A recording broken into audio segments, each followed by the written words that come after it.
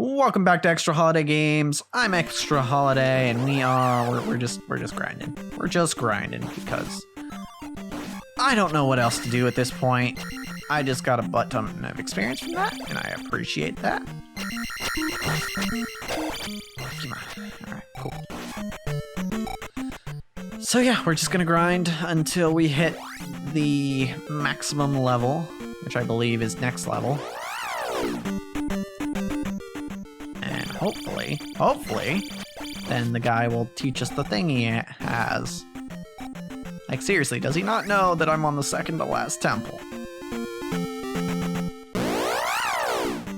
Like, if you were ever gonna give me something to help me save the world, I feel like now would be the time. Also, yeah, why do... Like, if they... I'm assuming they know what I'm about, right? Like, if they're at all willing to give me these things, like, you know, magic and stuff, I assume they know what's going on, at least a little bit. So you would think that they'd be like, oh yeah, I guess I could just, you know, give you the thing that you need to help save the world. That would be, that's, you know, maybe that would be wise instead of making me, you know, potentially die trying to get it from you. Oh, but no, I got to prove my worth. You know, you can't just give it, otherwise, you know, that'd be too easy. Like, you could not be, I could not be the real hero, you know. Maybe it was someone else. Do you see the green tunic, guy? Do you see the green tunic? Clear sign that I am the good guy. It's like they've never played a Zelda game before. Just die. Just die? Okay. Although, to be fair, Link doesn't always have a green tunic. Sometimes it's red or blue. It's still the same style as the one I have on, so, you know. I think my point still stands. I might be going slightly crazy. This game! It was so good for so long. Now it feels like I have to do the grinding, even if that's not true. It's probably not true. I will say, it's probably not true that I have to grind at this point. Which is why I died. Which is why I'm not too terribly upset at the moment, because in my head, I'm probably just... There's probably just a much simpler, albeit probably more infuriating answer than what I'm doing, or what, you know, what I've come up with. But stop. It's nice that they're dropping lots of experience bags, though. That's pretty great. I didn't mean to walk into town, but since I'm here, I might as well heal. It was over here. Okay, let's use life. Excuse me, ma'am. I would like to rest in your home so that I might regain magic. Thank you. I don't feel like I need to get that last little bit of magic left. I just want to go. Okay. I will say, let's talk about this, because it's something that exists in not all the Zelda games, but a lot of them. Let's talk about the whole sword beam thing. It's like a lot of Zelda games, like most obviously the first one, and this one, and I don't think it was in Link to the Past, but it was in some of the other Zelda games. It's got its own form in Skyward Sword and the Skyward Strike, but it's in Breath of the Wild. But yeah, when you have the sword and you have full health, at least for most versions of the sword beam, then you get, you know, a little beam that comes out of your sword when you swing. And that's pretty cool. Feels like a pretty unique idea, you know? And I'm curious what the reasoning behind that was. Did they add it just because they thought it was cool? Or was there a specific game design purpose behind it? I think it could have actually been an intentional game design choice, because thinking about it with my admittedly inexperienced game design brain, it does act as a reward for playing well. The longer you have full health, the longer you get to use the sword beam, and thus get to stay at full health. So it helps you, if you're playing well, then you get to feel cool by, you know, just having this sword beam all the time. That's pretty neat. So that's probably, if I had to guess, that is probably the reason that the sword beam exists.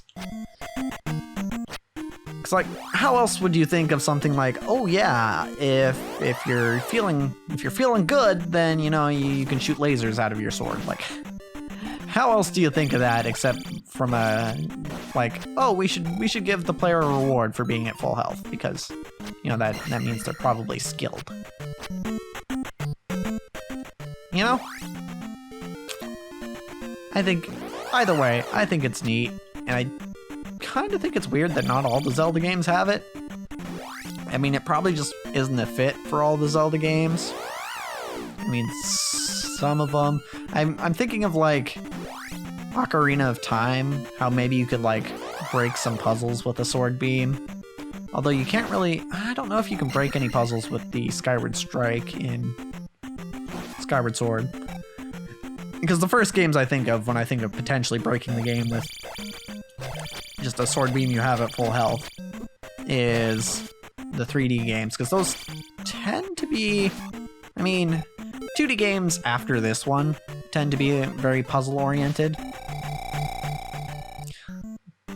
But a lot of them, I guess it would apply to 2D games as much as 3D games, but I suppose in some Zelda games you could potentially break the game with the sword beam, or, you know, have to design around it in such a way that you can't do certain things.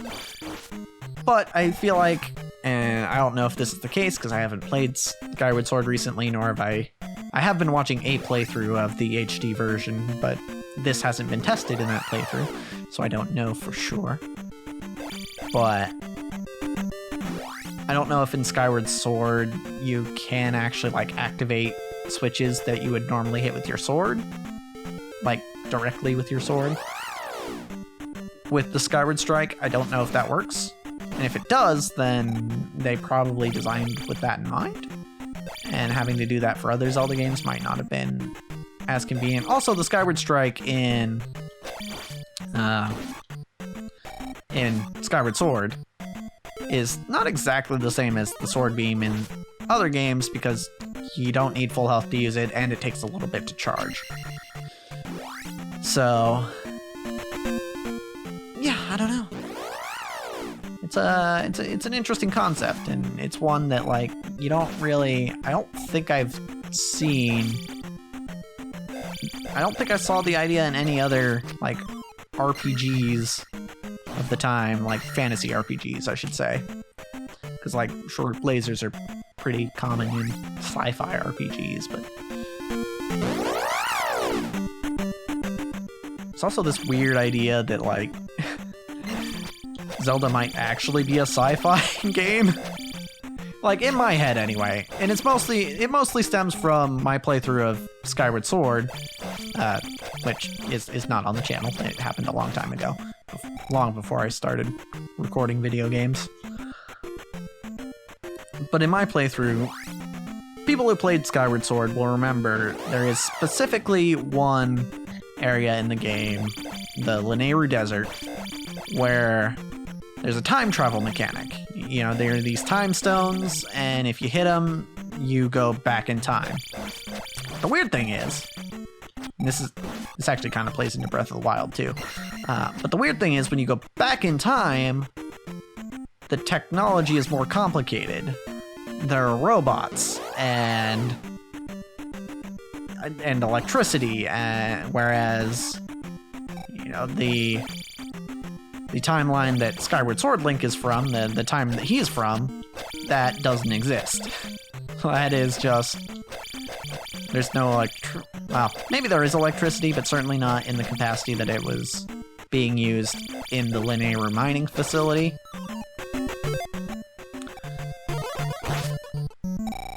And that's just a little weird, isn't it? And there's also the fact that Fi, who is your companion in Skyward Sword, and spoiler warning, I suppose, turns out to be embedded in the Master Sword, and thus is in every Zelda game, essentially. Fi talks like a robot. She talks in percentages and calculations, and that's a little weird, you know? For a fantasy game, it's a little weird for a seemingly magical companion to speak in a way that is... Oh, we made the level. Speak in a way that is parallel to real-world robots or computers, or how we imagine computers to talk, because they don't actually talk like that. Okay. We got the level. A lot faster than I thought we would, actually. So let's go talk to the old man. Let's go see if he is willing to give us whatever magic he is holding on to, now that we have gained maximum attack damage, which I believe is what we have now. I don't think there are any levels past 8. I'm pretty sure, because I'm pretty sure the cheat version of this game, because if you didn't know, the Switch Online version of the NES games and SNES games often come with cheat versions of the games that come back when you are ready. Okay, I have no idea what he wants from me then. The cheat versions of these games give you stuff like, well, specifically for this game, it's like, oh yeah, you start at, you know, 8 magic, 8 life, 8 attack. Alright.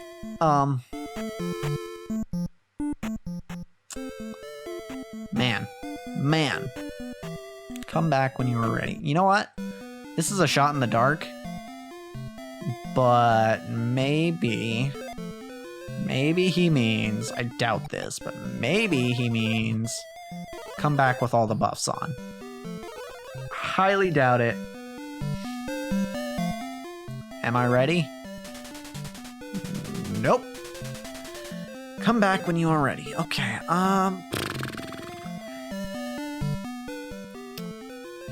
Okay. Oh, I didn't have fire on. Hold on. Let me go get my magic back then, because I already talked to him. I'll get my magic back, and I'll have all the buffs on, except for Fairy, I guess. Because that's kind of a buff, kind of not a buff. Kind of a debuff, because you can't attack. I'll come back. Lady who gives me magic is over here, right here. Yep, this house. Thank you. Boop. Thank you. Alright, come back with all the buffs.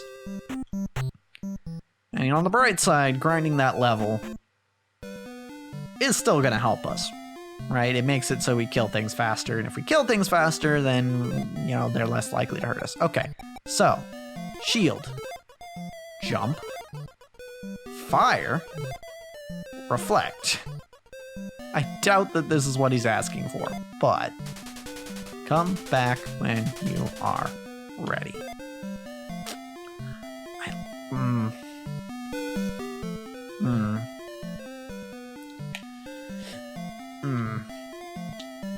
Yeah, I got no clue. I got no frickin' clue.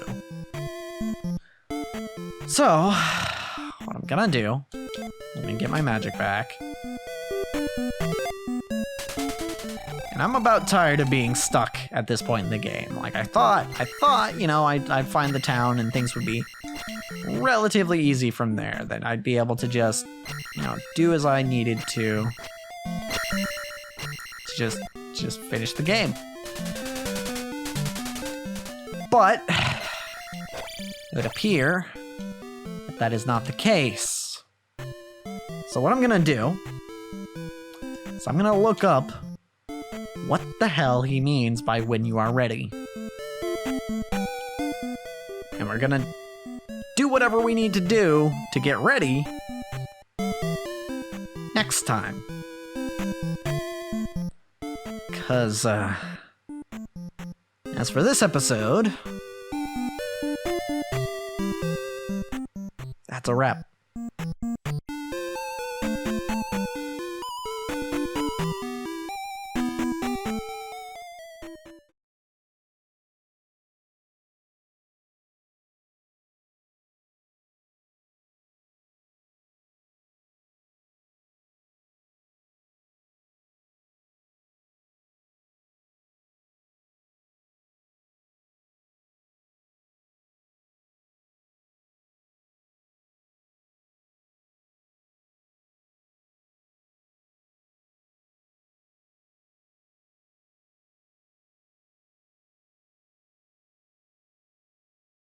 Yeah, I don't like the back half of this game.